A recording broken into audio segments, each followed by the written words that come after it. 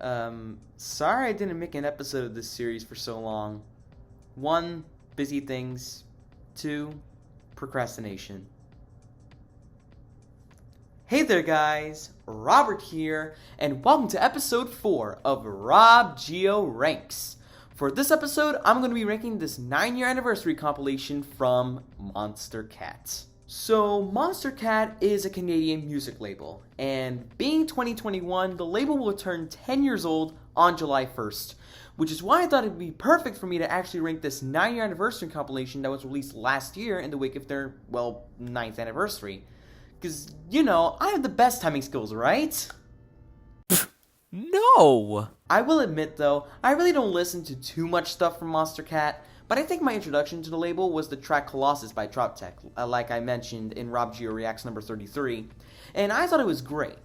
Even though I don't listen to a lot of what this record label has released, I do know their place in mainstream EDM, and I think that they're a great label. And, by the way, in case if you didn't know, they're also known for releasing that, Crab Rave song. Don't worry, I think that song is pretty great though. But anyways, let's talk about this 9-year anniversary compilation. This compilation sees 6 artists covering or remixing mostly iconic dance tracks from the 90s.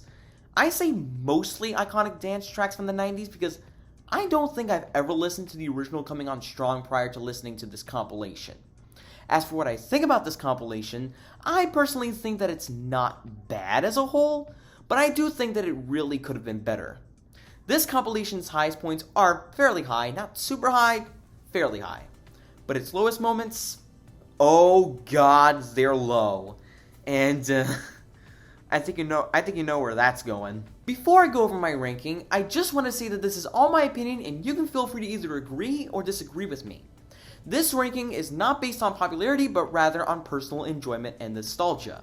This ranking is not final, and it's possible that it may change depending on my mood. Also, please try to not take my opinion too seriously, and if you think your favorite track from this album is not ranked high enough in my ranking, then that's fine too. Just make your own ranking. So now, without any further ado, let's get started. Kicking things off at number 6, I have placed Pixel Terror with Sandstorm, originally by Darude. So, Pixel Terror. I'm sure these guys are cool in real life, but oh my sweet baby Jesus, they really did butcher up the original song badly. You know what? Scratch that. They terrorized the original. I think they screwed up the original so badly that I feel that they beat it to death with a baseball bat, crushed it with an anvil, and then threw it in a barrel of acid. Sorry if I went too far there, and I understand the people who like it or even love it. But for me, good God, this is awful. This is not only my least favorite track in the whole compilation, but this may very well be, in my honest opinion, the worst song that has ever been released on the whole entire Monstercat record label point blank period. Just, how can they take one of the most memorable, memeable, iconic, and just outright legendary tracks of all time and turn into this horribly mixed and ridiculously bland dubstep-ish track that just screams out terrible and annoying drops and awful and abysmal synths. Just, God. And while I'm on the topic of awful and abysmal synths, the way that they use the original melody has to be a joke. Just completely inexcusable. Yeah.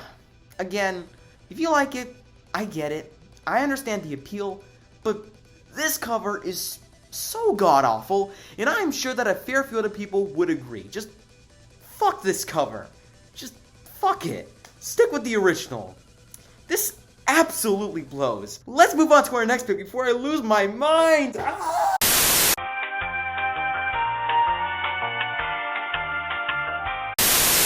Next, at number 5, I have placed Pegboard Nerds and Simone with Rhythm is a Dancer, originally by Snap. This cover is alright. Hear me out though, I usually found Pegboard Nerds' electro house style to be enjoyable.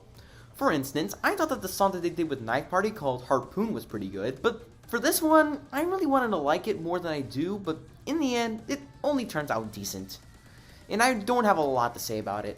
One of the more positive things I have to say about it are that Simone is a pretty passable vocalist behind mic, and this cover for the most part does retain the appeal of the original, but the build-ups and drops are eh. but at least they're not up to the previous pixel levels of extreme awful drops. Overall, it's an okay cover that really could have been better, but again, I understand the appeal.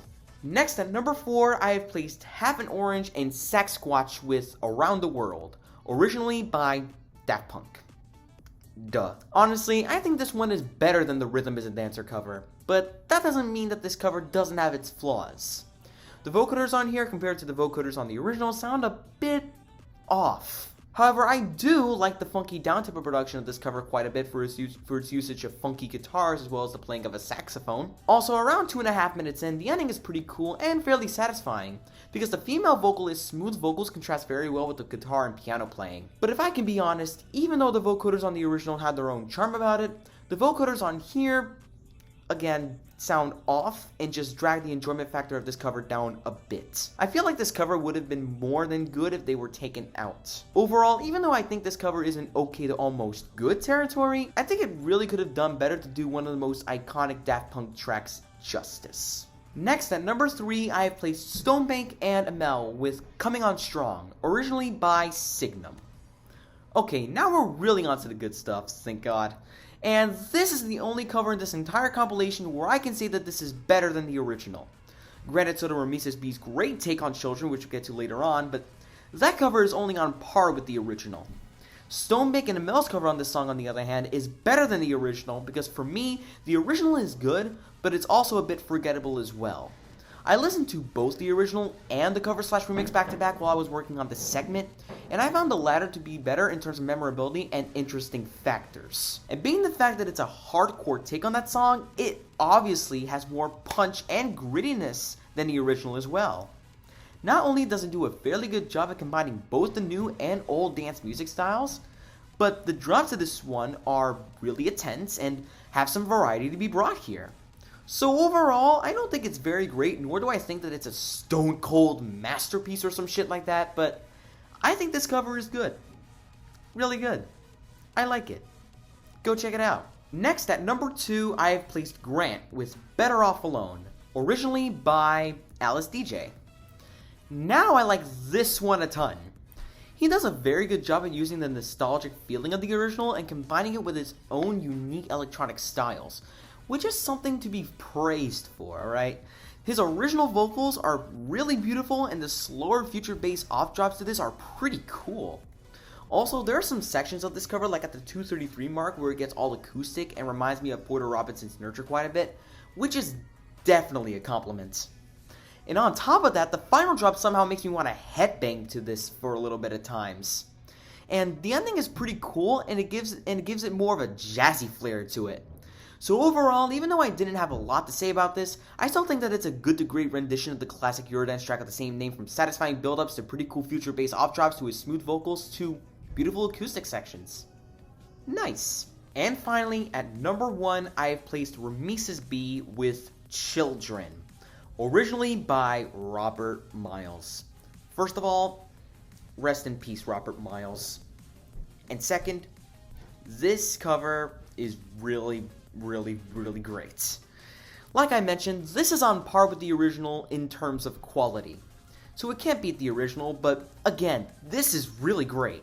Much like my number 2 pick, I don't have a lot to say about it, but I love his drum and bass take on it. The original melody usage is top notch, the build-ups and drops are very alluring and pleasing to the ears, and the general atmosphere just hooks me in every single time I listen to it. And when I mean every single time, I really mean every single time. Overall, I love and adore this cover so much, and this one really shows that you can make a great cover or remix to the original track without screwing it up like what Pixel Dare did to Sandstorm.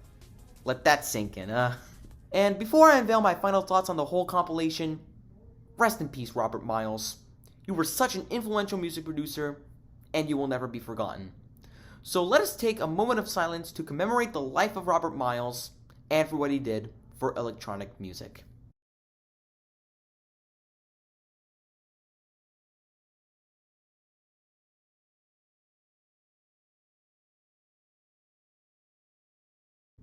Thank you.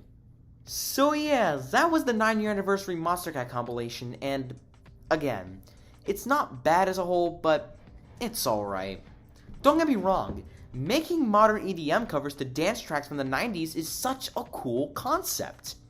But in the end, it only turns out to be an okay compilation. I really can't call it good or even great when only half of it reaches to at least good to great territory, while the other half doesn't reach up to that territory. And this is especially dragged down significantly by Pixel Terror's horrible rendition to Sandstorm, that I am just at a loss for words for. Just, what have you done? Again, if you like or even love this project a lot as a whole, that's perfectly fine, and you don't have to be ashamed of that. But again, this is an okay compilation in my opinion that really could have done better for me than it did. And I'm honestly hoping that the 10-year anniversary compilation is better than this one, considering the fact that the Monstercat label will obviously turn 10 years old. But, yeah, I'm overall feeling a 6.5 out of 10. So what do you think about this 9-year anniversary Monstercat compilation? If you have any thoughts on it, then I suggest leaving it down in the comments section down below. The YouTube playlist link to this compilation will also be linked in the description down below if you want to give it a listen. If you have any projects you want me to rank next, feel free to leave your suggestions and recommendations in the comments. Also, be sure to like this video, share this one with your friends if you want to, and leave a comment down below.